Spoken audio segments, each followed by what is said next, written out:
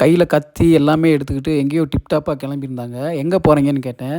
அப்போ தான் சொன்னாங்க, இப்போலாம் எல்லோரும் கம்ப்யூட்டர் சாம்பிராணி தானே யூஸ் பண்ணுறாங்க. வாங்க இயற்கையான சாம்பிராணி எதுலேருந்து உருவாகுதுன்னு காட்டுறேன் அப்படின்னு கூப்பிட்டு போனாங்க. வீட்டில் சாம்பிராணி போடுறோம்ல, ஆமாம், அந்த சாம்பிராணி எதுலேருந்து வருது?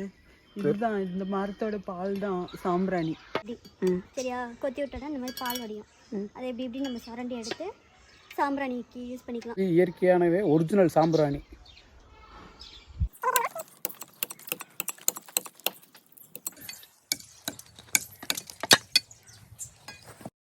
இப்போ நீங்கள் பார்க்குறது தான் அந்த மரத்துலேருந்து எடுத்த அந்த சாம்பிராணி பால். இதை எடுத்து நம்ம பவுடர் பண்ணி ஸ்டோர் பண்ணி வச்சுக்கிட்டோம் அப்படின்னா டெய்லி நம்ம யூஸ் பண்ணிக்கிறலாங்க.